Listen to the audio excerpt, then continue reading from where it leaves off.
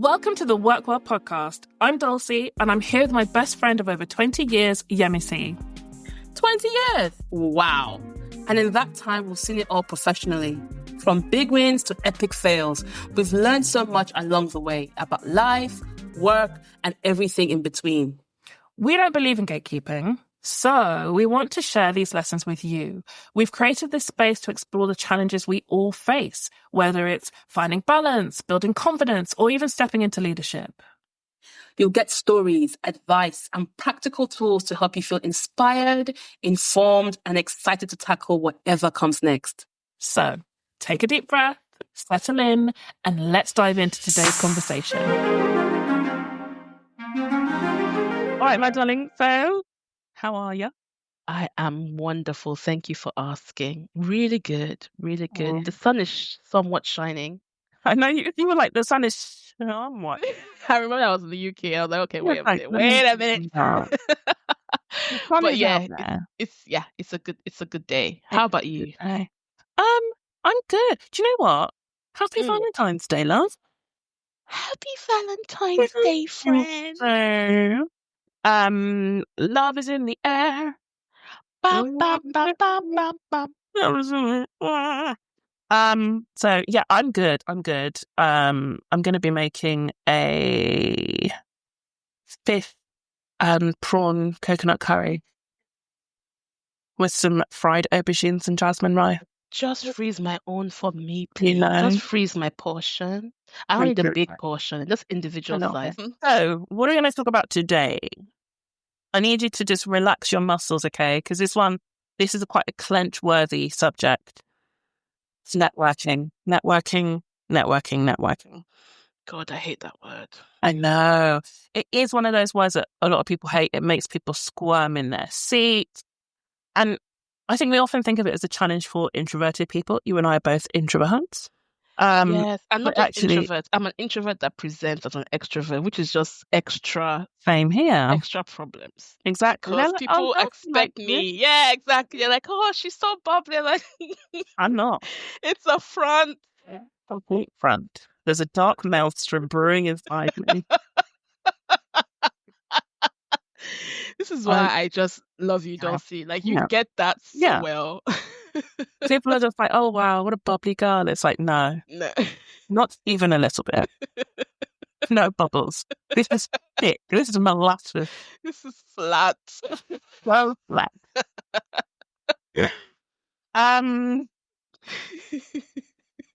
Okay, so whether you are like us, introverted or extroverted introverts, or just an extrovert, you may well have struggled with networking. So what we're going to do today is try and take the work out of networking, and just talk a little bit more about why it feels hard, why we need to do it anyway, but also a few tips and tools to actually go out and do it in a way that doesn't feel icky and that feels authentic. And there is a special section later on which is specifically for introverts.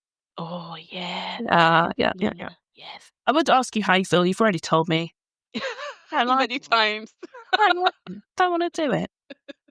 Neither do I. I don't like it either. And I think at the moment I am doing it a bit more of, reaching out and stuff. And also I think, and we'll talk about it as we go through the episode, there's the networking we think of, and then there's what networking actually can be. And I think that's going to be the thing that really helps people, us included, get more comfortable with networking. Okay, I'm looking forward to it. Okay.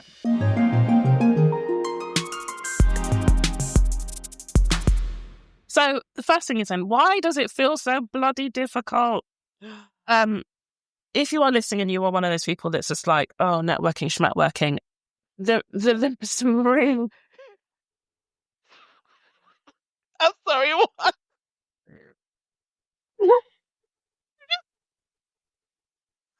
Yes. Networking. You're giving me so many t-shirt ideas, honestly. If you are one of those people that feel that way about networking, you are far from it. And there's some really common fears. So I'm going to list a few. Tell me if they feel resonant to you. So one is the fear of rejection or judgment. Oh boy, yes. Mm-hmm. Another one is just not knowing what to say or how to start a conversation. Yes. Another one is feeling like a bit of a phony, feeling fake, feeling like I'm being really transactional here and self-serving. Yep, tick. Another one is that you've had a bad experience in the past and it's holding you back. I've not done it enough to have a You proper bad experience. It could be me. It could be. It could be me. I just don't know. Another one is general social anxiety. Oh, tick, tick, tick. And the final one we've already touched on is introversion. Yeah, yes. Yeah. All of the above. Yeah. So there are loads of reasons why networking in the way we think about it can feel really hard. But I think the first thing to do is start to reframe it. So networking doesn't mean or doesn't have to mean that quite traditional image of, working a room and giving and getting business cards and all that kind of, schmoozing and all that fake shit that's just that really American Psycho stuff. Right. It's not that. Actually, if we were to reframe it, networking's just about building real connections over time. Oh, the key one being over time. It's real connections over time. That's all we need to think about this as. It's not an event. Not an event. It's relationship building, right? So I would like everyone listening to just take a little bit of time and just think to yourself again, no judgment. But if you do feel uncomfortable about networking, why is that? What's the biggest barrier? Just start with self-awareness, right? Like, what is the thing that makes it feel uncomfortable for you? For me, my biggest discomfort around it is the sort of not knowing what to say, like how to get into it without looking like a beg. I just don't want to feel like I overthink. Yes. And the opportunity to connect with someone, by the time I've figured out how to do it, often the window has passed, or at least I feel like the window has passed. Probably hasn't. And so for fear of not knowing what to say or them not resonating with the person, I will just keep quiet, right? So that's something that I'm conscious of. So I try and beat back that fear, because actually so much of that is just negative self-talk. It isn't the reality. Oh, yes. And I think about when people have approached me, I have never been like, oh my God, weirdo. I've always been like, like, this is nice. Someone's talking to me and this feels really lovely. And so it's like, okay, if you feel that way when people have approached you, why would you assume it would be any other way when you do it? So it's just some of that stuff where, what we talked about, I don't remember if it's last time or but the spotlight effect, where we think about it's that the again. bragging episode. Yeah, it's that thing again of just like, oh, no one gives a shit. So go and talk to them, talk to people. We love to engage with each other. We love to make good connections, meaningful connections with each other. We're humans. So do it. And actually, I think some of that stuff around feeling like, oh, this is going to be fake or transactional is because the reason you're doing it isn't authentic. Yes. Sometimes I don't care to know you more. You might be the right person for me to connect with for in my industry or my job, but actually I feel no affinity, so I'm not going to bother. I think we just need to bring authenticity back into networking. Agreed, 100%. And that reminds me of once again, YouTube algorithm has been really on the money these days. And this guy, he's a cinematographer, I want to say. And he's an introvert, but he's also shy, right? So like double whammy. Yeah. Terribly painfully shy. He said that he used to like when they were at the drive-through or at the no, not the drive-through, but at the when they went to like a fast food restaurant or something, the mom would wait in the car and say, okay, you go in and go and get what you want. And he would cry because he didn't want to have to go in by himself and speak to, so he was, just to give you context, he was that shy. Really, and so he was like, when it came to his work, he had to ask himself, what is more important to me, being shy or getting this work seen? And he had to come to a point where being shy was less important than the work.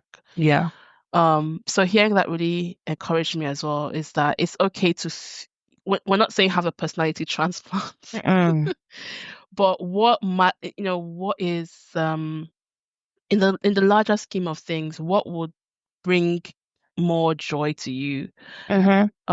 Focusing on your shyness and using it as a shield, or actually putting yourself out there in a way that you are comfortable with. Because he says when he goes to like all these settings, he has to have a wingman. Like he can't just so he still acknowledged. See, he was very authentic. He was like, okay, he had to find ways around the shyness. He didn't just go and start like doing cabarets or something. Like, no, Right. he found ways around it. So that making it starts with it starts in your head before it actually gets to the actual actions that you're taking. That's fantastic. It'd be great if you could dig that out, because I feel like we should share that with folks. Okay, I'll look for it. Yeah, that'll be on my watch history. Great amazing guy. He's I have never been so captivated with just someone who has nothing to do with what I'm interested in at all. Like he was just, and I resonated with him on a human level, and that is, I'll look it up. Yeah, that's so interesting, and it's just that's exactly the thing, right? Of working with yourself, not against yourself. Yes.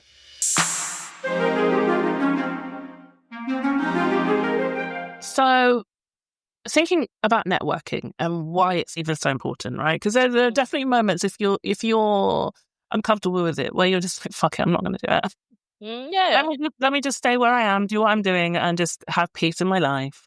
But actually, it's kind of important, right? So, it's like I said, we're humans. We thrive with connection.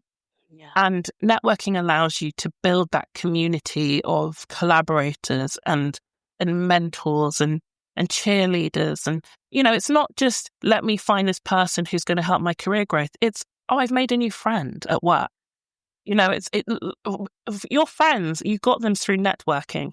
Okay. Because like I said, networking is about building real connections over time. That's how we should keep thinking about it. I'm just building real connection over time. It doesn't mean I'm having these, phony surface level transactional relationships. That's how we see it. A lot of that's how it's very commonly thought of. And we can all think of that person that we know who is that kind of schmoozy douche.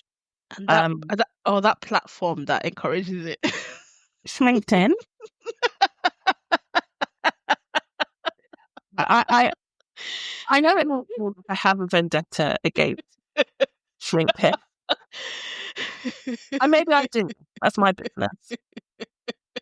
But yeah, certainly a certain platform encourages that very inauthentic style, right? Cringy, phony, fake, superficial. Anyway, let me stop. I have adjectives for this. But if we, the people who naturally turn away from this or feel a bit anxious about it, just reframe it as building real connections over time, we'll actually see that we do network. We're doing it. We have been doing it. Just because we don't do it in a way that has been made popular over time, it doesn't mean we're not networking. We are. So we need to also just give ourselves some kudos for what we do really well already. Yeah. And do more of that, and just, understand that there are huge benefits to it. So other benefits to networking: growth, by sharing knowledge and opportunities with new people and growing our connections, we're growing ourselves, we're learning more things. There is something about career advancement. So there was an article on LinkedIn which says that 70 to 85% of jobs are filled through networking. What? Yeah. Repeat that number again, please. 70 to 85% of jobs are filled through networking. Now, this is a LinkedIn article. They may be saying it because they want me to think we're the network wrong. Damn. But one way or another, we do know that so much of the way vacancies are filled at the moment is word of mouth, it's referrals, etc., etc. Whether it's as high as that, it is still going to be a high number. So there really is so much to be said for building and maintaining those connections over time. There's an article that was written about 50 plus years ago. Let me find the name of the chap. Mark something. Mark Granoveta. Oh, And that's a nice name. it's a nice name. And it's called The Strength of Weak Ties. Did I say article? I think it was a thesis. Oh, wow. It's a thesis. And it was actually really interesting. It was about, and I will put the link in the show notes. It was about how your weak social ties often get you more opportunities than close friends. Interesting. So yeah, your acquaintances open more doors than close friends do. What? So the reason behind this is that actually your closer friends, you often have the same circles. So you have access to the same stuff.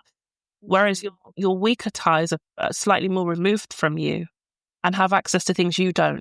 So actually, they open doors that you can open yourself or that your close friends can open because they are slightly removed from you. But it's just super, super interesting. And then he did an update like 50 years later. So after he wrote that, it's become like a core method. I think it's Stanford that he's at Stanford University.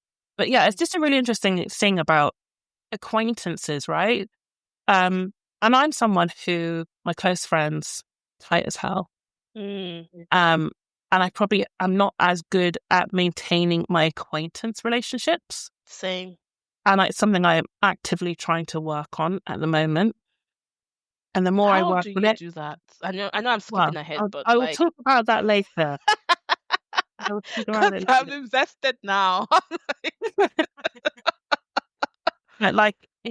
There's a big thing about maintenance. For me, that's where my big challenge lies. Yeah, same. In the maintenance and the nurturing, and that's where I'm really trying to focus my energies now. So yeah, there's something interesting there about the strength of weak ties. Also try, as you're building out your network, to just be conscious of echo chambers and trying to include people who maybe are outside your immediate industry or your immediate demographic. What you were just saying about that cinematographer is really interesting, right? Of this is someone who's completely outside of your industry, but you've learned something really important and relevant from him. And I think that's another thing we should look to find, that we can connect with each other in different ways. Yeah. As humans, as personality types, as whatever. It doesn't have to be, when you're building your network, it doesn't have to just be like, oh, I'm just going after industry people. No, I'm just going after connections that are meaningful and additive in my life, who add to me and I can add to them too, right? So just think about, how can I broaden my horizon and my perspective? You mentioned something additive, and it goes both ways, like you said. Yeah. How they can add to you and how you can add to them. Oftentimes, Absolutely. if it's too one-sided, if you're only thinking about what they can add to you, that's where that's when it starts to feel really hard, because what's in it for them? What's in it for them? I mean, like 100%, it has to be mutual. And when you think about your work, there are going to be different roles that people play. So there might be some people where it is a little bit more one way because you're actually looking for a mentor, in which case, say that, or a sponsor or whatever it might be. In other instances, you're looking for collaborators and peers, and there are different roles that people play. And it will affect how you go about things and how the relationship develops. But even with a mentor or a sponsor, there should be something they get out of it. Yeah. Like, it can't just be completely one-sided. Even if that's them getting a different perspective from you, perhaps you're earlier in your career, they're further on in their career, but they're learning new things from you. They're getting a different perspective on old problems. You should also be offering back to that person, no matter the dynamic of your relationship. I have an example of this, actually. Yeah. It was my husband, one of his previous jobs. He was talking about how he had this mentor at work, and he was a few levels above him, pretty high up. And, so obviously what he got from it was career advice and, where he wanted to go next and things like that. But what the mentor got from it was like, the mentor wanted insights into what the people on the lower kind of levels of the hierarchy of the company, what was really going on, what were they thinking, what what were the things that he was missing from high level reports, that because he could see that there was a discrepancy sometimes between his understanding of what was happening and what was actually happening. Yeah. And he's hearing things from customers that are not being reflected in the reports he's getting. And he's like, okay, there's a missing link here. How could we solve this? Yeah. And so I remember him telling me about that. I remember thinking, oh, wow, that's a really good way of having a relationship that is two-way without being completely equal. Exactly. It's symbiotic, 100%. And so another thing is, again, it's all about reframe. I honestly think that's the biggest thing that we can all do immediately, is just reframing what we think networking is. So that assumption that it's happening at formal events, or going to a conference, networking event, which I hate that term so much. Leave me out. Don't want to go. But actually, if we expand on where it's happening, I think it also helps to demystify and simplify what it is. So I'll talk in a minute about the step-by-step guide to doing this thing authentically, but I also want to, within that, explore different contexts. So social media, how do we do it online? Everyday interactions, meeting someone at a coffee shop, at the gym. Yeah. Gym? Who is he? I don't know about you. Well, I just said, like, okay, for whoever does that. For you gym bunnies out there, or meeting him at him, I don't know who he is, meeting a person at a cake shop. Sorry, I'm just leaving my fantasies there. I was about to say. I'm going to meet him at a cake shop. That's a perfect origin, story. It's the perfect meet cute. Yeah. We both want to grab this little miniature gâteau at the same time. And your hands touch. We graze each other, and then he's like, no, you have it. No, you have it. How about we share? I've got some time. Let's grab a coffee. The rest is history, as they say. Oh my God, what happened? Where's my grandma? I love this. Yeah. I love this so much. Yes. So, everyday interactions is what I was talking about. Networking and everyday interaction. Not sharing gâteaux with the man of your dreams. Okay, wait. What kind of cake would it be? Let's just it's like a cream sponge with fruit on top. Okay, cream sponge with fruit on top. Guys. Oh my God. What are you doing? Just a heads up. Okay, carry on. Ew. Tender. Remember. Or you might want to, build connections through volunteering or shared interest groups. That could be a professional organization. It could be anything out in life. And remember, yes, we think about networking as work, but actually as a person, building connections, this isn't just about at work. This is just building connections. Yeah. Okay. All right. So should we get into some step by step? Yes, I'm ready. Step by step. Oh, baby. Gotta get to you, girl. So, see, there's a lot of people that don't see. There's a whole generation of people that like... Cut this podcast off. You are too young for me. You have to be a certain age. If you do not know what we were if you didn't jump in to sing along, go and ask your mum and dad. You are either too young or too old to be listening to this podcast. Remember they had a show as well. They had this, they made a show about so they had a cartoon program. That's how I was introduced to them. And then I got into the music later. But yeah, they had a show, cartoon versions on themselves. I was going to say, was it animated? I was like, I seem to remember. Yeah, cartoon versions. Yeah. Yeah. And we're not even going to tell you who they are. No, you have to figure it out for yourself. And if you don't know, you don't know. You don't know.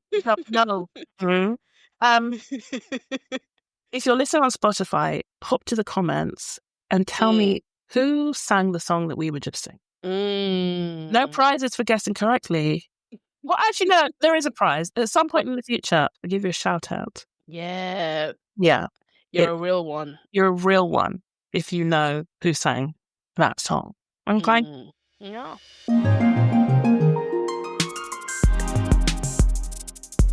So, I think we'll do this thinking about the different contexts that I just mentioned, like virtual, everyday, and just walk through advice. You're going to ultimately find your own way through this, right? But the key There's thing no one size fits all. Yeah. Hello, darkness, my old friend. This is not a one size fits all situation, guys. We don't do that here. We don't believe in one size fits all. And if you're totally confused as to why we're laughing, listen to episode what? The one before this one. The one before this one. Yeah, this is the last episode, and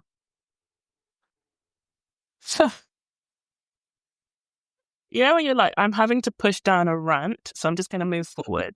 Really?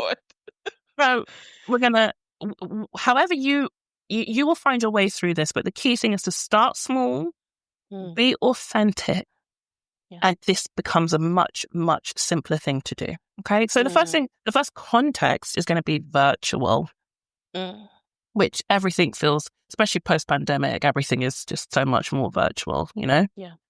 So it might be that you're joining a webinar or a virtual conference. It could be on things like LinkedIn groups. It might be within your business on a Slack channel, right? There are so many ways in which we are having these opportunities to network virtually. So ways to do that, do your research. So if it's an event, make sure you go through the agenda for the event, or that you're really clear on what the focus is of that group. And if you're able to see who's going, whether it's panel speakers, other attendees, like just look, are there any people that you're like, oh, actually, I wouldn't mind connecting to that person, right? So just be a little bit of a creep and just do your research. Just a tiny bit. And then if it's an event like a webinar or a conference or whatever, and there's opportunity for it, ask thoughtful questions. You know, don't be shy to throw a question up for the Q&A. Now, don't just ask any old stupid thing. There are such things as stupid questions. I'm going to be really honest with you. Anyone that says there isn't is the person that normally asks a stupid question.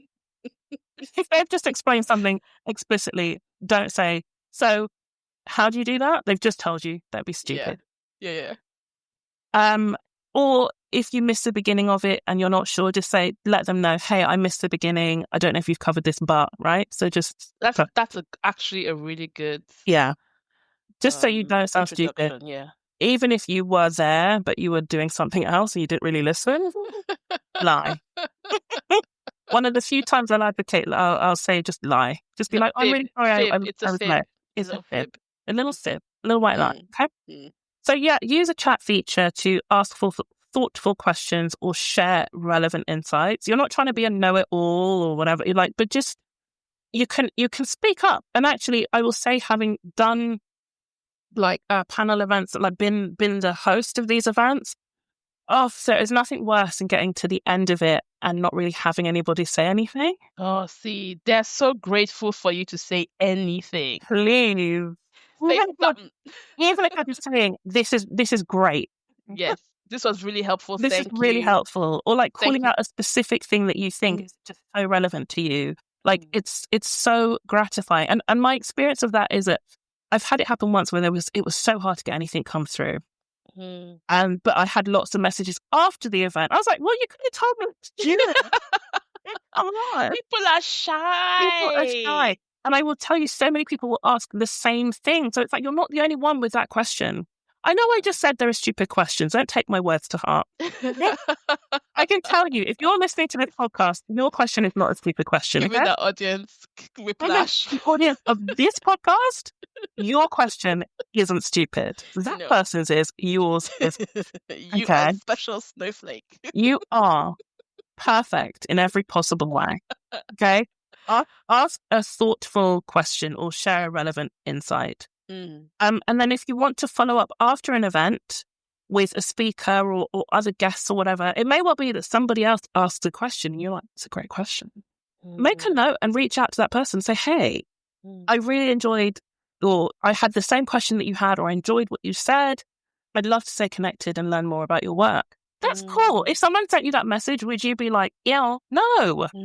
You'd be like, oh, that's nice. You know, we're human beings. I feel like I keep saying this. We like to connect with each other in real ways, right? I know it can be weird, but remember when we were kids and we're like, will you be my friend? Just, we know how to do it. Culture, society has tried to shame us out of it. But if you like someone, I like to let people know I like them. See, I'm doing that now. It's nice. And I like to like people and I like to be liked in a real way. It's nice. And the more you do it, the easier it is to do. I like your work. I like what you do. I like what you say. I like how you say it. I like just liking and appreciating them out loud. Please do, because so much of our efforts go seemingly unheard. But actually, there's people that are like, that was really cool. As they don't say anything.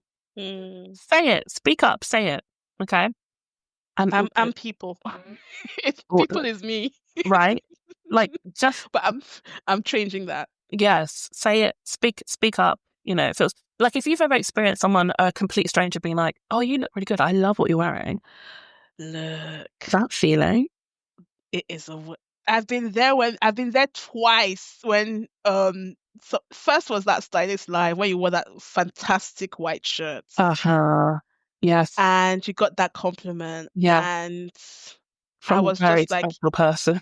see, look, Yeah. I could tell you were on cloud 9 the rest of the day. And I loved it for you because I was like, yeah, that shirt is fabulous and she deserves that compliment. Yeah. And then the next time was when we went to, I don't know, you were wearing that wonderful caramel coat, that It was long. Harrod. Oh, Yeah. and then the lady had to like stop you mid-stride. I was like, I love your coat. And I was like, yeah, she looks fantastic. And those black boots, stunning. Yeah. My toes were crooked for days, but it was absolutely worth it. I still can't bend my left foot properly, but it was worth it.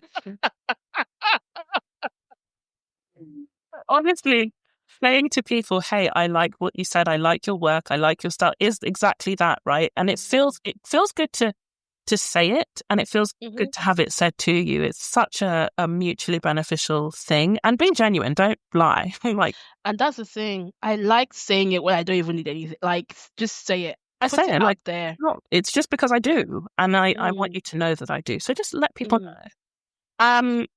And then at some point we're going to get an expert to talk about LinkedIn, and how to have an authentic LinkedIn presence. But when it comes to things like LinkedIn, just don't be shy about commenting on posts that resonate with you. I think we see a lot of stuff that doesn't. But there's actually, and I know I slander them every day. It's one of my best hobbies in the world is to slander LinkedIn. But the reality is there's actually loads of fantastic stuff on there. Yes. And it's good if we get into the habit of speaking on that, because that's how we change the algorithm. That's true. And I'm guilty of not doing that because normally I've seen some bullshit and I've just logged off immediately. But actually, that's me. Right? Because it just takes one stupid analogy to ruin my day. Yeah. But actually, I ruin your enemy's day. Thank you. So, you know, we will have at some point someone to help us really break the back of LinkedIn and how to do it really well. But you know, share posts, uplift good content that you're seeing in other places, comment on other people's stuff. Again, even if it's just to say, this is really great, even if it's just to repost something that you think is, you know, share it to your network because you think it's worth sharing. These are opportunities to build those networks, build those relationships in a virtual setting. But I was add one caveat to that. Make sure you're doing it on a platform that you naturally would be on anyway. Yeah. I can't stress this enough. There was a point where I tried to be doing that on LinkedIn, and I found it more draining than anything because it wasn't an environment that was naturally kind of happy to share on. Whereas on Substack, you can't shut me up. Yeah, exactly. So find your like environment, your virtual environment that you can then, you know, baby steps, you know. Absolutely. That's such a good point. Work with yourself, not against yourself. If there's a platform, even if everyone's using it seemingly and it doesn't work for you, don't force yourself to do something that doesn't fit, because it's just not going to work. You're not going to come off authentic. It's not going to feel good. If any of this stuff doesn't feel good, genuinely doesn't feel good, don't do it. Life is way too short to force yourself to do things that you hate. Exactly.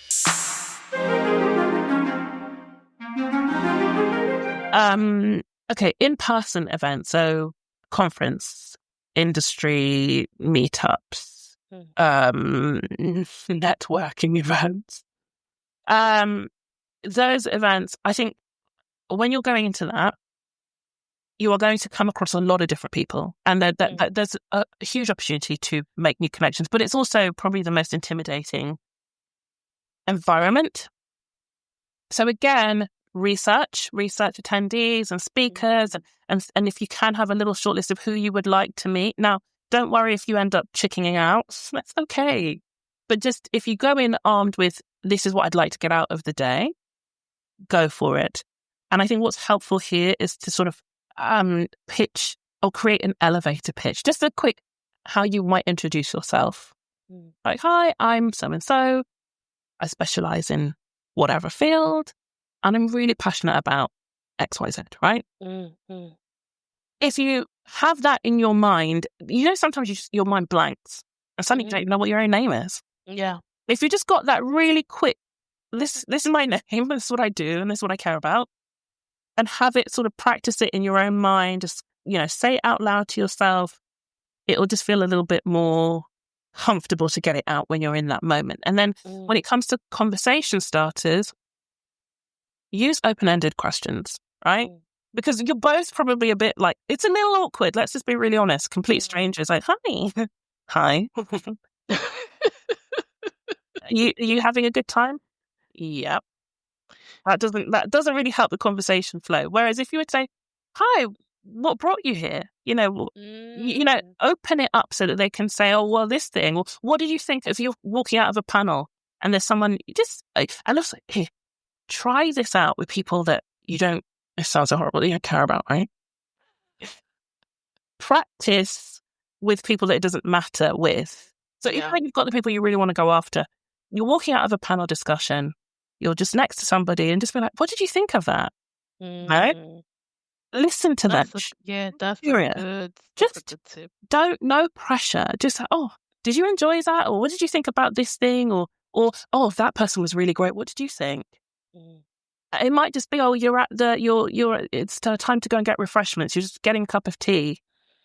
Like, oh, this is a really impressive day. How are you enjoying it? And it can just be a really quick interaction. You walk away. Later on, you see the same person, you nod or a wave. It doesn't have to be. Yeah, you're planting a seed. It's planting a seed, and it's also just, I promise you, because I remember the last time I went to an event that also gave me a chest infection. I was sick 2 weeks, got sick. Oh, I remember that time. That was my breathing. Oh, scared the hell out of me. But anyway, I did that a little bit, right? Because I got, and I was actually. That's probably why you got a chest infection. And that was the last time she ever networked. I was a speaker at the event, so I was learning about that. I was on a panel for that as well. But I remember this woman came up to me. I was just down having a bit of a break before I did the panel, and she was ace. Like, she was just so cool. I think she was a partner at a law firm or something. And she just came up and she was like, hi, can I sit here? And I was like, yeah, of course. And she was like, how are you finding the day? And I was a bit like, oh. That's a good and I was like, good, yeah. And I was a bit shy, a bit giggly. And then she was like, and then she got into, well, this is who she is. She was like, and we had like lanyards and things, right? And she was like, so tell me about Sky. I was at Sky at the time. And I was like, oh yeah, this is, so what I do. What do you do? What do you do? You just get, and then someone else, a colleague of hers, came and sat down, and she was like, oh, this is so and so. I was like, oh, hi. She's like, oh, this is Dulcie. She worked at Sky. And suddenly we're just chatting. And I don't even remember, it wasn't about anything terribly specific. This was like a women in tech event. We were just chatting about the days, and we did exchange details. And it's not someone I've necessarily kept up with, but it was just she made me feel really at ease. She was really, and actually she doesn't know how much she helped me, because it was before my panel discussion, and I went into that feeling a lot more comfortable and confident. Thank you, whoever you are. Thank you, lady. But she really did show me some of these things around open-ended questions, just being curious, just being open, no agenda to it. So as much as I'm saying, think about who you want to meet, but also just go and be curious. Go and Ask meet people, questions. ask Yeah. questions, show interest in other people's experiences. First, to show interest, you have to be interested. Yeah. Just FYI. So And I if think you're not interested, if you're not interested, there's probably some deeper things at play. yes. If you are simply not interested in other people, this Mm. probably isn't the episode for you. Let me just be really honest. We're introverts, not sociopaths. If you're just like, I not care less about nary a person in this world, then skip to the next episode.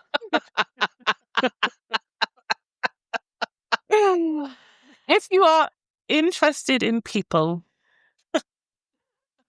then go into these things just being open and Yeah. willing to engage with other people, and don't get too hung up on yourself or what people might think about you. Yeah. Just be a person. And remember, it doesn't matter. You don't have to see any of these people again. So Yeah. don't stress yourself out about it. And if you get to an event, even with the best intentions, and you're just not feeling it, it's okay. Mhm. You can keep yourself to yourself. That's okay. Take the free stuff and go. Take the free stuff and go. Or maybe you're like, okay, I don't feel like I can do this now, but go back to what I said before with the virtual thing, where you can say, hi, I saw you speak at this event. I wanted to come and say hello, but something else got in the way. But you can find a way to connect virtually if that makes you feel more comfortable after the fact. Oh, And that's a good a idea. lot of these conferences now have these really interesting ways of exchanging details. Like there was one I went to where on the lanyards they had these cards where you tapped it with another person's, and that was what gave you each other's details. Ah, nice. So there are lots of different ways that these things are being facilitated. But just go into it with an open heart, an open mind. If you feel comfortable to approach somebody, do know that they're not going to bite you. It's okay. Mhm. Don't worry too much or put too much pressure on yourself. Even if you have the people that you want to talk to, start practicing throughout the day of just talking to anyone that you see around where the stakes are low, so that you feel more comfortable going up to the person that you really want to build a connection with. And also, you never know, you might meet a random person that really actually engages with you, and it becomes a really meaningful connection in your life. So just be open. Don't be in a rush. It's definitely about quality over quantity. Just focus on meaningful conversations with a few people. All right? Nice.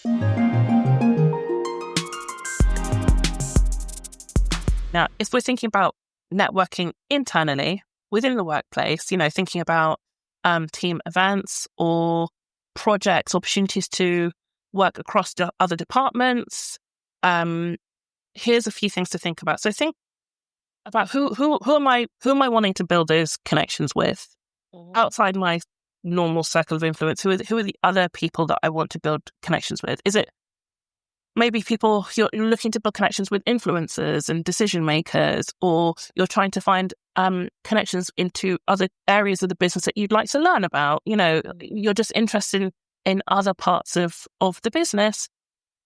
It's so much safer or less frightening, or it hopefully is. Again, it depends on the kind of workplace you're in, but it should hopefully be a bit more,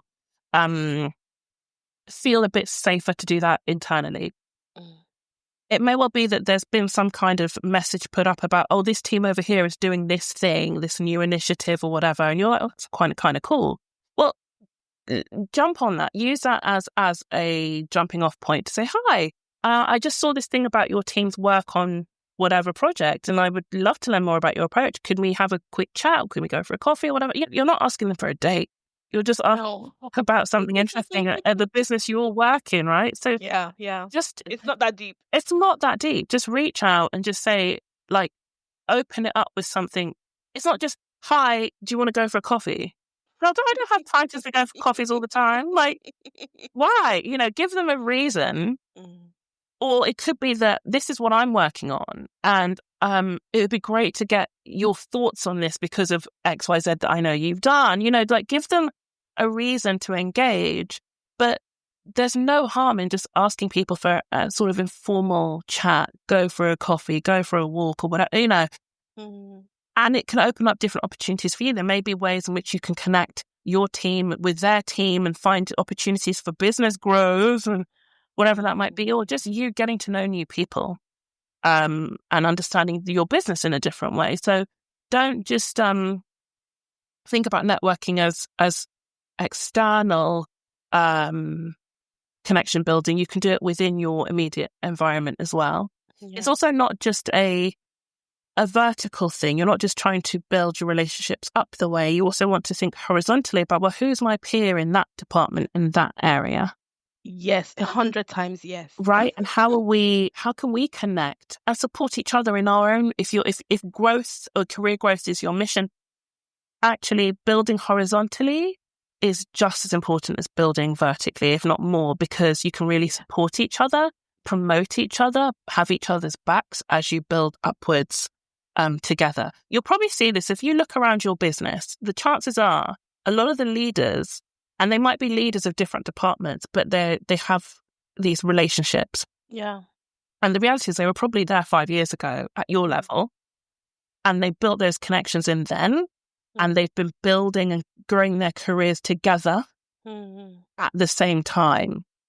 You'll see this a lot in every industry. You see it a lot within art, within entertainment, within sport. You'll have these cohorts and they're all successful. You're like, bloody hell, these friends are all winning. They weren't always there. They were at the bottom and they helped each other. And you don't have to be in the same industry. You don't have to be in the same discipline to do this.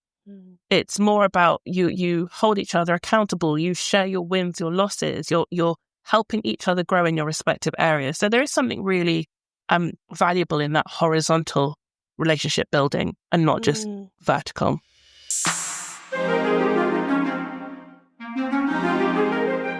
I think I also said everyday situations, everyday. So yes, because that's when we got into my love story, my meet cute.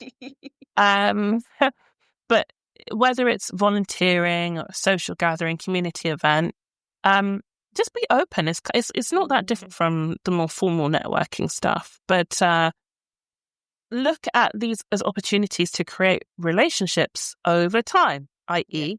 work. You might be volunteering with someone else and you work in advertising, they work in finance, and you're like, hey, I hear you work in finance. I've always just been really curious about it, How did you get started in it? Just be open, be interested. Again, if you don't care, don't worry about it. You don't care. There's nothing we're saying that's going to change your mind. But if you're interested in just people, go ahead and talk to them, show some curiosity, share what you're doing, hear what they're doing, because you never know. It might not be relevant to you immediately, but then you might have someone else who comes into your life who's like, oh, your friend might have, their son might be trying to look into finance. You're like, well, actually, I do know someone through my my netball team who's been in finance for a while. I can connect you. Maybe the internship, little things like that. It's not all about you. Sometimes you're a connector. So it's good to just, what we said earlier on about not falling into an echo chamber of like your industry or discipline, like having different people around you from different areas so that it enriches your perspective and your viewpoint and the opportunities for yourself, but also that you can share with others. So yeah, it's really here about genuine curiosity and a willingness to share your story as well, can turn these everyday casual chats into something that's a bit more valuable and meaningful. And then the last thing in this section is the thing that I really am trying to focus on a lot more. It's about maintenance and nurturing. And it's so important, because it can be easy to, not easy, but we can get more and more comfortable with making those initial connections. Yeah. But over time, drop them. Yeah. And that's when it was all kind of for nothing, right? So when it comes to how to maintain and nurture them, especially if there's not like there's not this immediate thing I want to work with you on, but I do want to just, keep myself front of your mind and vice versa. And you don't want to come across as always only contacting them when you need something or you want something. Absolutely. So really simple ways of doing this. Well, the core is consistency. Be consistent. So if you see somewhere, they've just a new role has come up, or they're talking about this thing they've done, congratulate them on it. People are constantly thrilled on LinkedIn. I'm thrilled to be doing this thing. I'm thrilled. Excited. I'm so excited. I'm so thrilled to be doing this. I'm like, why are we all so thrilled? We're never ever thrilled in any other thing in our lives, but we are thrilled on LinkedIn to get a new job that we've already been doing for the last couple months, and we should have had that title already. I'm thrilled to have finally the role I've been doing for 4.5 years. I'm thrilled that they haven't changed my salary, but they have changed my job title. I was not thrilled to give birth to twins, but I am thrilled to be joining this new business that I actually am coming back to because I left it 7 years ago. The grass wasn't greener, so here I am again. Thrilled. Okay, now I know that sometimes I can go off on a ranty tangent. I feel like you've gotten that off your chest and it was needed so that you can move on to the next segment with peace and tranquility. Thank you so much. Yeah. So yeah, congratulate people when they share their achievements. Also, Don't be a hater. Don't be a hater. Don't be that like weirdo who's like, oh, that you read this stuff and you just never say anything. So another thing is share relevant articles and resources, and really make sure it's relevant. But you could, if you see something that someone genuinely might find helpful, just send it to them or tag them in the comments or whatever. So, I saw this and I thought of you. It might be helpful. It's no biggie. These are things that just help. And again, this is really, all of this is contingent on you caring about this stuff. Yeah. And like, I was being funny before about if you don't care, don't listen. But I actually mean it. If you are not in a place right now where you quite frankly could give a shit about anybody else, if that's not you, and there are times in life, there have been times in my life where I truly couldn't care less. Of course. Okay? Of course. This is not, I'm not digging you out.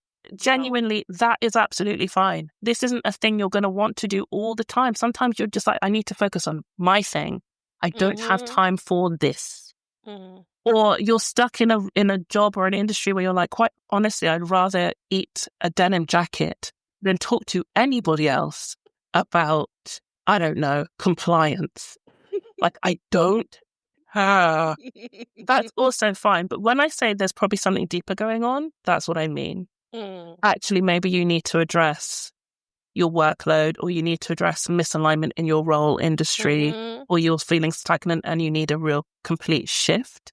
Yes. When you're in a place where you actually like what you do, maybe not love, but you like it enough and you're interested, you have the capacity to be interested in other people, this stuff should actually feel fairly comfortable, even if it's slightly awkward, but it shouldn't. The desire to grow and share, like that cinematographer guy, outweighs your nervousness around doing it, and you will find the techniques and the methods to help you do it, but you want to do it. If you don't want to do it, do not try and force yourself. Even if your manager's telling you about this, tell them to, with respect, go to hell. Don't tell them to their face. Okay? Because they don't, even though you said with respect, they don't really hear that. But like, if you're not there, don't worry about it, right? Come back to this when you are feeling more capable. Like, genuinely, there's nothing worse than trying to force yourself to be something that you're not at a time when you really need to focus on more important matters. And that's where authenticity comes in. Absolutely. For you to be authentic, you have to want something. I want it. People see it when you don't. You come off as phony as hell, and this stuff won't work. And actually, you're gonna find those connections are really hollow, and that just makes the whole thing feel worse. And then you will tell yourself, I'm really bad at networking. You're not. It's just not the right time. Not the right subject. Not the right place. So just please don't judge yourself poorly if you're hearing this and thinking, I can't do it. That's okay. It's perfectly okay. I've been there. Yemi's been there. Like, we are telling you from a place of experience. Just do it when you're ready. Yep. So, and if you can't, just one quick one. Yeah. Or at least be open to the idea of So it doesn't always have to be about you reaching out. Be Right. open to the idea of people reaching out to To you. Yeah. because there may be situations where people reach out to you. If you're open to it, it'll feel easy. It's an easier entryway. I've had that happen Yeah. where that actually helped build my confidence. Yeah. With actually being proactive about reaching out to people. So that may be something. Just keeping an open heart, open mind, like Dossie said earlier. Yeah. And again, if someone reaches out to you and you're like, oh my God, leave me alone, that's an indicator of something else. Okay. So just use that as a signal for, oh, something else is going on with me that I probably need to address separately, not as a stick to beat yourself with. Yeah. So back to maintaining and nurturing relationships. There's no harm in putting reminders in your calendar if you want to follow up. If there's people that you actively like, and I do want to follow up with them. Yeah. Put a calendar reminder just to check in with so and so. Right? There's no harm in that. Give before you ask. Like offer your support, offer your insights before you seek favors from people. That's just good manners, quite honestly. Yeah. And it helps it not feel like you're just being really transactional. And even if you don't have anything, you think you don't have anything to offer, and you are asking for something, make sure that you are still offering it within there. Like, thank you so much for your help. Please, please, please let me know if there's anything I can do. Like, just, have some manners. Okay. Don't go empty-handed. Yeah, you can offer something. You can literally, even if you don't know what that is, you can. The offer is on the table. Offer's on the table. I would love to reciprocate in any way I can. Please, I'm open to that. It's not just about me taking it. I'm being honest about, sometimes just being even honest about how you feel in the moment as well. It's like, oh, this was, I feel a little bit, but, this is, just be human. Be normal. Just be a human being. Human being. Just do it. And people, fellow human beings will see the humanity in you. That's the main thing. Exactly. You're not some kind of like transactional android person. You're exactly. Remembering how we wanted to reframe this, it's about relationships that are built over time. Not an overnight thing. Time is so important because that's how we build step by step. And we develop those relationships over time. So just make sure you're staying in touch with people. Even if you don't need anything, like we said earlier on, just every so often, just a light touch. You're not trying to bombard people or become stalkers. But and it can be as simple as they put something on LinkedIn and you just comment like, this is really cool. Yeah. You're right. It's no big deal, but it's just to keep those, remember what we said about, or what Mark Granatova said about, was it Granavetta? I've forgotten how to say it. But what he said about the strength of weak ties. Keep those weak ties weak, okay? Yeah, you're not trying to be besties. No. That's not the aim here. The aim is to keep tendrils, little spider webs. Exactly. Spider webs are not, inherently strong, but when you put them all together, they can hold the weight of quite a few things. So think about it that way. That's a fantastic analogy. I feel like that needs illustrating. Yeah, I'm going to think about that, actually. Good point. Good point. That's fantastic. Thank you. Okay, so very, very quickly, just to see if there's any things I haven't covered off, just quick strategies to employ. I think I've said it already. Focus on quality, not quantity. Yeah. If you're an introvert, that doesn't, and I will talk about introverts in a second. Extroverts don't have an advantage over you. It's about, they don't actually, right? I mean, we'll talk about introversion and extroversion in another, it's too deep of a subject to get into right now. It's really just about how you get your strength. Your energy, yeah. So understand your unique strengths and use those. Yeah. If you tell yourself, well, I'm introverted, I can't do it, you've already lost the battle. You're introverted, so you can't do it that way. Yeah. You have to do it this way. Okay, so, and also this is about you. Who cares what anyone else is doing? It's nothing to do with you. This is about your connections and you have done it. Look around you, look at the people, look at your friends, look at your network. You've been doing it. You probably just didn't recognize it because it didn't look a certain way.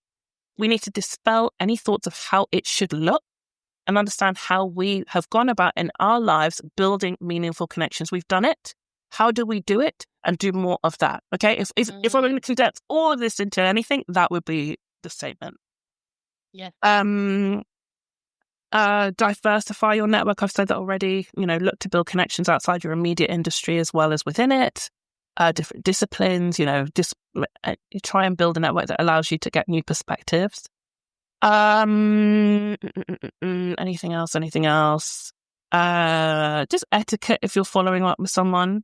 Don't be demanding, especially if it's someone you don't really know like that. Express some gratitude. Have some manners. Have some home training. And don't take it personal if you get ghosted or no one responds to you. Or see, look, you cannot allow yourself to take things personal if they don't go the way you were hoping they would go. I cannot state this enough. It's honestly not about you. It's not about you, and you really have to understand you're not entitled to anyone's time or attention. They give it to you free. Out of their free will. Absolutely. So just as you had a choice to reach out to someone, they have a choice not to respond. Yeah. And you have to accept that choice and not internalize it or see it as a reflection of you or your value or your self-worth. Absolutely. So please, that's a key kind of reminder for you. Absolutely. That's such a good point. And if you're still doubtful about that, have you ever ghosted somebody? You have, haven't you? No comment. Yeah, you ghosted somebody. No comment. So I'm just saying that to say, if you've done it, and I'll be honest with you, I have done it as well. I actually have a degree in it. But I'll be really honest, when in a professional setting, when that's happened, it's honestly because I've been going through something. Yes, that's never been about the people person. are going through things. Yes. It's never about the person. Never ever. Well, sometimes it's about the person. It's rarely about the person. Yes. So don't take it personal. In a professional setting, it actually has never been about the person. Yeah. In a professional setting, it's because I've just had a bit too much going on. Exactly. Or it's because I've been approached by someone who obviously doesn't know me, has not made the effort to say something that even vaguely resonates. I don't get why this has even come to me. But it's not about that person. It honestly has just been that I'm beyond capacity, or I've just not been there. I haven't even seen it until months later. So there are so many other things. We've all got stuff going on. Yemi made a perfect point. Just don't take it personally. It's not about you. No. So yeah, I think pace yourself. Burnout in networking. That's the last thing I wanted to say in this section. Pace yourself. You might be feeling like, oh God, I've got to do this. Perfectionist listening. I know what you're doing right now. You're telling myself, okay, I need to go to these conferences. I'm going to talk to these people. And I've got to try and connect with this person from this team. And what did Dulcie say again? Hi, I like what you said. Chill out. As charged. Chill out. You break screech. We need sound effects. Chill out, okay? Take your time, pace yourself, set some boundaries about how often you want to attend networks or reach out to people. Just be healthy with this thing. Don't try and go too fast or do too much. This is about being organic and authentic. Be intentional. So prioritize what aligns with your goals. Think about for example, if you are looking for new work, then you're going to want to try and build connections with industry contacts, right? And try and build those tendrils out. If you're an entrepreneur, you might want to start building relationships with collaborators or investors. If you're trying to work on your thought leadership, you might be thinking about, right, I need to grow my personal brand. So I need to think about events and social media activity that aligns with that, or connecting with other thought leaders, right? So think about what your goals are and prioritize activity connections that align with your goals. Don't try and do everything. You can't be all things to all people. And then even within this, practice self-care. Whether you are introverted or extroverted, practice self-care. Why this does present challenge for introverts, I'll get into this in a second, is that we tend to be depleted when we are with others or spending time with others. So networking can feel different when we do. Anyway, I'll talk about introverts for a second. Let me not jump ahead. But just find time to to have some downtime, recharge. Don't pack your calendar with all these events to go to. You end up getting into the quantity over quality thing, which just leaves you drained. You haven't made any meaningful connections. You've just been talking blah, blah, blah, blah, blah, and nothing's coming out of it. And then you get back into that thing of, well, I can't network. We find ways to sabotage ourselves, especially as perfectionists. We find ways. So don't burn yourself out within this whole networking thing, right? Look after yourself in that process also. And then I think let's talk quickly about introversion.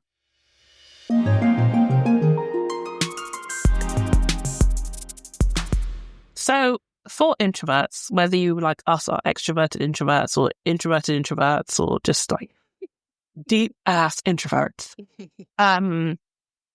it does present unique challenges because of the way in which we are depleted with other people. So if you think about introversion and extroversion, as you as a person have a social battery, extroverts being with others fills your battery. Introverts being around others, engaging with others depletes your battery. That is kind of the simplest way to think about it. It doesn't mean you're shy. I wouldn't say I'm particularly shy. I wouldn't call you particularly shy. Oh, hell no. That's like there are moments of shyness. Like, you know, and listeners, I can't tell you, there is no one in my life like Yemi when it comes to talking with people. You wouldn't believe, when you see her in some settings, you wouldn't believe she's an introvert. Her skill of being able to engage, it doesn't even matter if that person speaks English or not. Irrelevant. Her ability to connect with another human being in a joyful fashion, there is nothing like it. It's a masterclass in humanity. Thank you, girl. When we are together, it's like she is the sun and I am definitely the moon.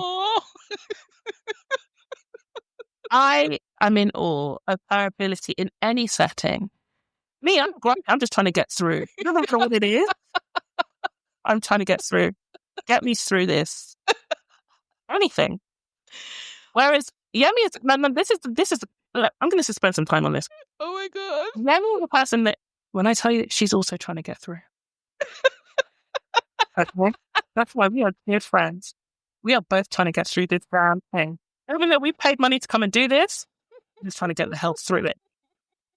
But she goes through it with a brightness and a level of engagement where everyone that she has come into contact, and that is everyone she's come into contact with along that journey, now feels better for having met her. Everyone who comes into contact with me throughout that journey feels like they should have stayed in bed this morning. No, that's not true. That is not true. We're a duo. We're a dynamic duo. They feel very entertained. I bring them down and right back up. You see? It is incredible. And then the other thing that Yemi does, oh my God, is she will change me. This girl brings me in. Even if I initially don't want to be brought in. The next thing I know, I'm enjoying myself too. There is nobody. I have not yet given birth to the person who can match her for small talk. Not that rubbish small talk.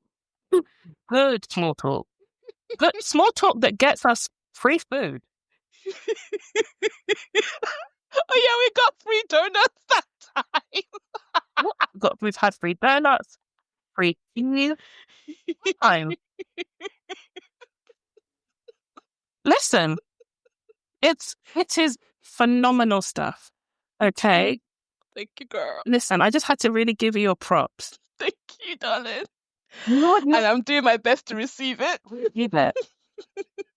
Because, like, honestly, when I'm with you, I'm in awe of how smooth life can feel.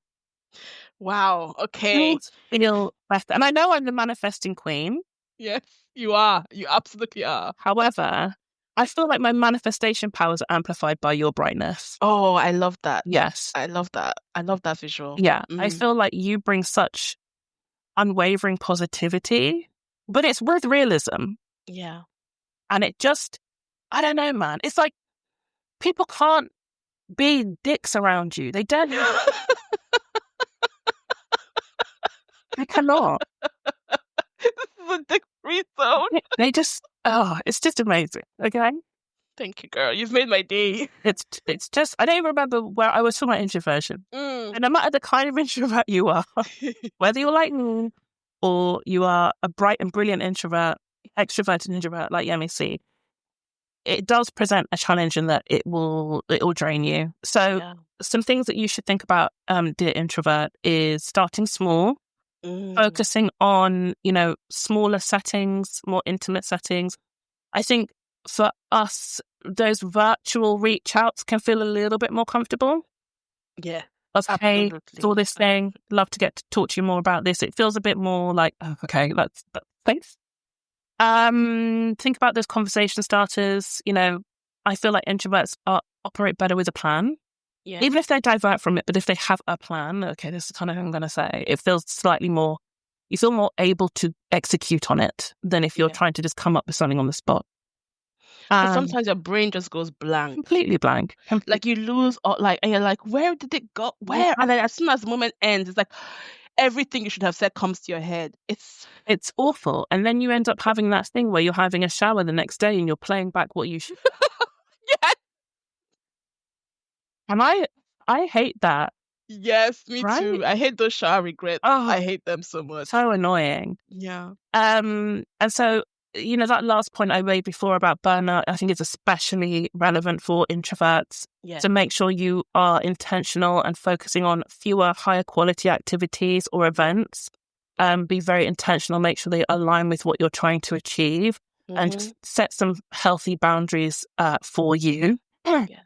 So if you are an introvert, I think what might be useful for you, so the next I'm going to talk about before we wrap up is a networking action plan.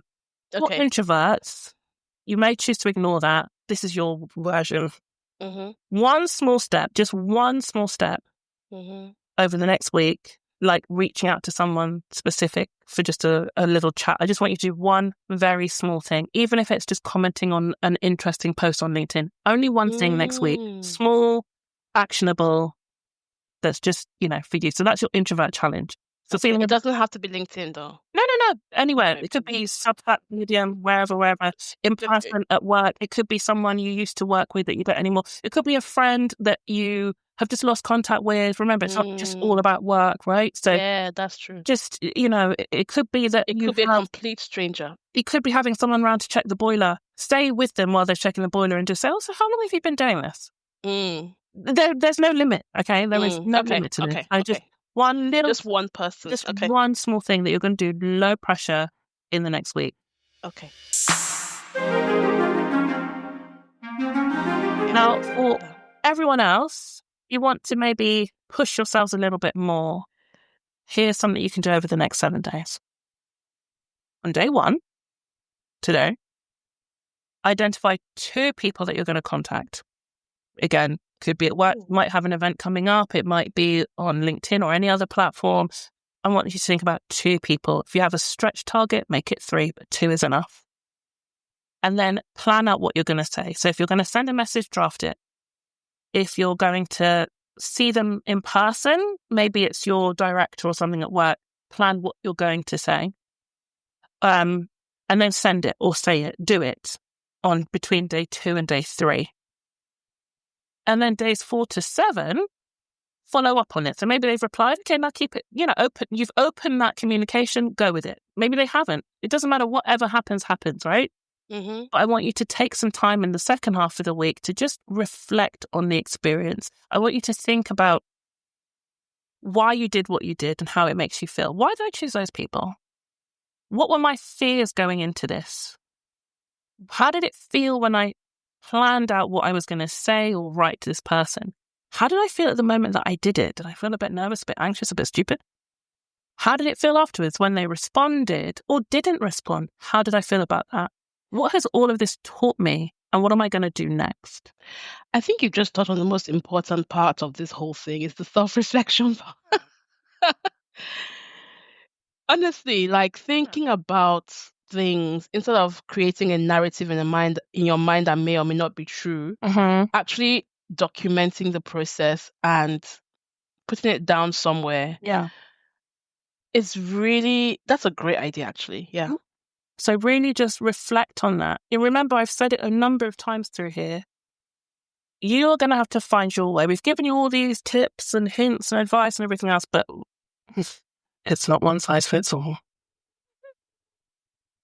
No, it is not.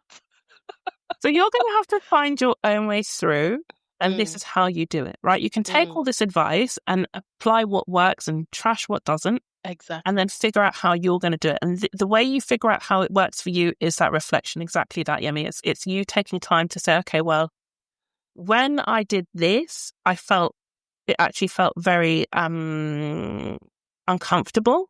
It felt uncomfortable because I didn't feel authentic. So perhaps this is just not a space I want to play anymore. Or when I did this, I surprised myself by how comfortable I felt speaking to this kind of person. And actually, what it means is that I'm rewriting a story I've been telling myself about sounding stupid to a senior person or something like that. Like, find the truths in this, because this is also just an interesting way of exploring yourself. Yes. But this is something we talked about before we started recording today, that sometimes you can think and think and think and think till the end of time. Sometimes you need to act to really uncover something. Do you know, that reminds me of, I subscribe to James Clear's newsletter, and today's one or yesterday's one, I can't remember, was about how you don't know whether a decision is good or bad until after you have taken the action. Exactly that. So sometimes you just have to act to figure out whether it's good for you or not good for you. 100%. And there's so much we can do, when we look at all this advice, including our own advice that we're giving you here. People are giving you advice retrospectively. Yes. And they're telling you, this thing, because this they always knew. They're not telling you the things that didn't work. Oh, Dulcie, you just pushed a button for me. I have a whole thing written up about marketing and how they do this in those marketing courses. Oh my God. Okay. It's all like what they're telling you, as if they always knew that it was going to be that way. Now, just understand that you too can figure things out. And in the future, you'll be able to go back and say, well, I did this, this, and this. But don't forget that you didn't know how it was going to work when you started. Exactly. And that's just true of everything. So we can learn so much from each other. I'm someone who likes to avoid learning what has been learnt myself. Same. I don't experience it to know. Like, it's fire, it's hot. I don't need to be learned. But also sometimes you need to figure out, well, for me, what do I need to do? So just be sensible about that. Just because it worked for Yemi C, just because it worked for Dulcie, just because it worked for James Clear or Oprah Winfrey, whoever, obviously we're all peers. From your lips to God's ears, girl. It worked for whose advice you're taking. It doesn't mean if it doesn't work for you that you failed. It just means that you've got to figure out your thing. Your own way. Yeah. So that's just a bit of a word on advice. So, all right. I think that's us. Yeah. All right. I think so. All right. Let's wrap this up. Wrap it up. Okay. So hopefully out of this episode, you have a feeling now that networking doesn't have to be intimidating. Whether you're an introvert or an extrovert or something in between, it's really just about creating genuine connections that are going to grow over time. Exactly. This week, we challenge you to take one actionable step. Reach out to someone, send a thank you note, or attend a virtual event. The smallest actions can lead to the biggest opportunities. They sure can. As always, thank you so much for joining us on the Work Well podcast today. If you enjoy this episode, we'd love it if you could subscribe to the show so you never miss another one. And while you're there, leave a 5-star rating or review. That would mean so much to us, and it helps other people find the show. And also on Spotify, we have comments. What? Yeah. Tell us if you know who sang that song. Yes, that song. Yes. The prize is you get a shout out on the show. Exactly. You can also connect with us on social media. We are at This Is Work Well on Instagram, LinkedIn, and Facebook. We'd love to hear if you have any tips and tricks around how you make networking work for you. Yes, please. Yes, please. So next time, we are going to tackle some common workplace dynamics. Calling Dr. Dulcie Darkside. She's going to be back in office hours with Dr. Dulcie Darkside. It sounds like a proposition the way you say it, actually. It's meant to. So yeah, Dr. Dulcie Darkside is going to be back in the building. We're going to be tackling common workplace dynamics and talk about things like the glass ceiling, pet to threat pipeline. It's a biggie. There's a lot of things to cover. It may well have to threat pipeline. I'm looking forward to this just to figure out what pet to threat pipeline means. It's going to be another quizzical. It's going to be. Yay. Okay, I think it may well end up being a double episode. Actually, there might be 2 parts to it because it's a lot. Okay. And heads up, it might be somewhat cathartic. If I rant, I rant. Okay. I love your rants, by the way. I find them highly entertaining and very informative. I have experienced a lot of the things I'm talking about. I know for a fact you have too. I'm going to get personal, people. Okay, let's do it. Let's do it. For listeners, for our dedicated listeners, just for next week's episode, just have something, have a nice snack, a cup of tea. Have cozy in because I might trigger you. So fair warning. Fair warning. It's going to get spicy. Yeah. So yeah, please do join us for what will be, no doubt, an insightful conversation. But until then, take care and keep working well. Bye. Bye.